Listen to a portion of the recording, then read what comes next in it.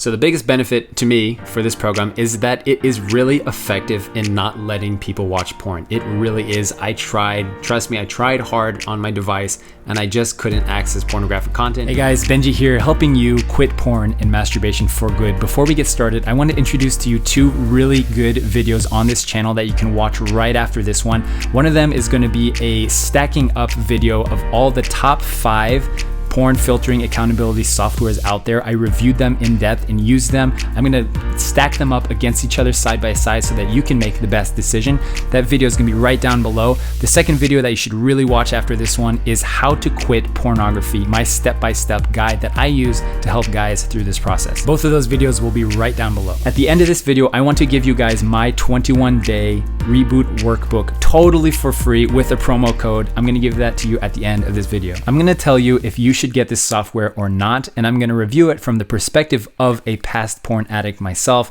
as a parent, and as a certified sexual addiction consultant that has helped guys over the last 10 years beat porn for good. So let's jump right in. We're gonna cover how this software works, we're gonna cover how much it costs, and we're gonna talk about the limitations and whether or not I recommend it to you for your own porn recovery journey or for your family. So Net Nanny is really designed for parents in mind. However, it's not really limited to just parents. If you're a porn user yourself, you can find this really effective, and it's a very good way to not circumvent the system and find loopholes to access porn. So once you sign up, you receive a link to download the software on your device, on any device at all. The software is compatible with all devices, including mobile and computer. That goes for iPhone, Android, Windows, MacBook, and also it goes for Kindle Fire as well. And after you've downloaded the software asks for permission to access all the data and information on your phone or computer. And basically anytime that device accesses any content online, either searches or views content that is pornographic in any way, it will send a report to the report receiver, in this case the parent or the accountability partner. And all of the information on that device can be accessed through the parent portal, and it's nicely laid out, and you can see things such as their search history, search terms, apps downloaded, screen time, how much time they're spending on the screen, which is a big plus too, and even you can see the location of the device. The second thing that this software does really well is actual porn blocking. This is different from accountability and reporting. Porn blocking means that if someone accesses a pornographic site or searches terms in Google or a search engine for pornographic material, it does not show up. And I have tried, trust me, I've tried everything to circumvent this system. I'm pretty tech savvy myself and I know how to do this.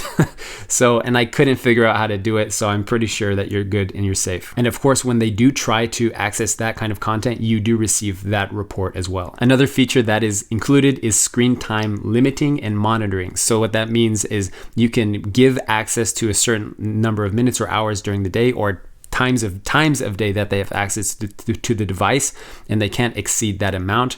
Or if you choose to manually, you can actually deactivate internet access to that device. Other features that are included is GPS monitoring, if that's something that you're interested in, and also app blocking. You can block specific apps. So a big question you might have is how up to date and how cutting edge is this technology and is this company? Honestly, with a name like Net Nanny, I expected it to be really kind of dinosaur-y, but it was actually surprisingly up to speed with current devices and technology. So the setup process, is it pretty simple? Yes, it is really simple. It's just, you purchase it, it gives you a link, you get emailed a really nice email that's just step-by-step what you need to do. It's very simple. You download the software onto whatever device you want, and then you just log into your account on that device, and then you instantly have access to it. All right, so pricing, here we go for Net Nanny, is $45.99 for one device for 1 year. For 5 devices, up to 5 devices, it's $79.99 for 1 year. For 20 devices, that's a lot of devices. It's $129.99 for a year. So that's the price for Net Nanny. I think it is actually one of the most affordable options. Just 1 year. It's something anyone can afford. However, you should keep in mind that you will probably, if you're anyone like a normal family, you're gonna have to get the up to 5 device one, because chances are your family has multiple devices, has more than just one device that you'll need to install it on. And you can get 10% off of any Net Nanny purchase with the discount code CSRRA10 and that's for 10% off any purchase. I'll put the link and the code right down below in the description so that you can use that. All right, so now you're wondering, do they do a free trial? Well, they do not do a free trial. However, they do have a refund policy, a return policy. Within 14 days, you can request a return on your investment in their company. So in a sense, it kind of is a free trial, but more it's a return policy. So that's something that you should definitely consider. So now I'm going to talk about what this software does really well and also what it does poorly. And then also if I would ultimately recommend it to you, and are the ways to find loopholes around this for whoever's using devices. So the biggest benefit to me for this program is that it is really effective in not letting people watch porn. It really is. Trust me, I tried hard on my device and I just couldn't access pornographic content, even if I tried changing the settings. Unless you're an administrator and the parent and you have the login credentials to access and change the software settings, you just don't have access to it. You can't even access pornographic sites. You can't even Google stuff. You can't even Google image stuff, which is usually how people try to loophole it. You just can't access it. So it's effective. Okay, the first thing that I don't really particularly like personally, especially in my experience in helping people go through porn addiction habit, is that I don't like that there's such a heavy emphasis on control. Okay, if you go to the landing page, you can tell immediately that they're trying to play off of trying to kind of control and limit a lot of access to children to access porn. I think that's a really good approach, especially when kids are really young, because it's a nice way to start conversations. You know, we found that people are accessing porn younger and younger, from as early as 8, 9 years old now.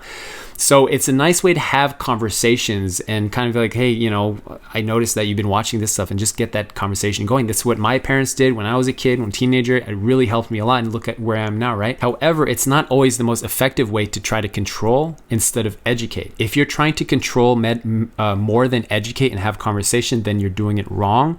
So I wouldn't put so much emphasis on a software to really control the environment or how your kids are spending time online. We often think as parents that we either have to have complete control or have no control, but however, it's not an either or option. There's always a healthy medium, which is always more education and more give and take and more conversations. And so that's why I really encourage that approach more, as opposed to just trying to take control. So if you can use this software in a way that allows you to have conversation and allows to give a little bit of trust and leniency little by little, then absolutely it's a good idea. Okay, so loopholes. When you're dealing with an addict, when you're dealing with a curious child, they're going to try to find loopholes around the system. Can you find loopholes? I couldn't. Like, I honestly tried for a significant amount of times. How can I figure out how to just watch porn? It's kind of a weird experience, right? Trying to like limit porn access to myself as a parent, as somebody who was an ex-addict, and as someone who's also trying to help. Anyways, so I couldn't do it. You know, I've tried many ways. I'm technologically savvy. You can't do it in incognito mode. You can't download apps, or you can't go to Google Images and watch porn there. You can't access kind of niche, weird websites that don't, because it flags it as categorized as inappropriate, and then it sends a report and just blocks it, right? So would I recommend this software to you? If you're a parent and you think that your family would benefit from more accountability and more control, perhaps sometimes it is beneficial to have a little more control, and not control, but just kind of overwatch of what's going on so that you can start these conversations. If that's your approach, it is a really good conversation starter, and I would recommend it for you. If you're an addict or someone who's dealing with a porn habit or a masturbation habit, and you're trying to figure out if this is the right option for you, it does block stuff really well. However, I would recommend that you check out the other 4 softwares that I do recommend. I'm going to put that whole review down below in the description that compares all of my top recommendations side by side, and so you can make the best decision. So here's the big question. Should you get accountability software? I do recommend it for most people, and that is because porn accountability software is a really, really good conversation starter. What I mean by that is, in most cases, what people really need to overcome a porn habit is just to have conversations, just to have give and take with somebody about their habit. And the best way to start those conversations is just to have accountability and software send a report to somebody that you designate to receive those reports. Accountability software is really effective for families, especially with families with young kids, because it allows you to start conversations about the habit. However, porn accountability software sometimes is not so effective for people that have a very severe addiction to pornography. If you're wondering if someone has or if you have a severe addiction, check out other videos on this channel where I talk about the spectrum of addiction, and you can figure out exactly where you are on that spectrum. It's also not always so effective for adults who have an easy way to circumnavigate the system and find a way around the software to just get access to porn. Either way, I do recommend that you try software for you if you're a parent and doing it for your family, or if you're an individual looking for some accountability. This might be the one thing you need to do to get better. If you're struggling with porn and masturbation yourself, ask yourself this question: what have you been avoiding in your journey to overcoming your porn and masturbation habit? This is where the idea of the one thing comes into my process. The one thing is your thing that you need to do, that you know you need to do, but you're avoiding doing it because you're secretly trying to keep the habit close to the chest, and you're trying to keep the habit with you for as long as possible. So think about what the one thing is that you need to do. Write it down if you need to. Maybe you need to tell somebody. Maybe you need to tell a parent or your spouse, or maybe you need to get accountability. And that is the answer here. If your one thing is you need more accountability in your life, then absolutely get the software. Just do it. There's one guy that I was mentoring at one point who had a pretty severe porn habit. And I asked him, why don't you get software? Why don't you get some accountability in your life? And he kept putting it off and saying, no, I don't need that. I don't need that. That's not for me. I'm not the guy that does that. That's what he kept saying.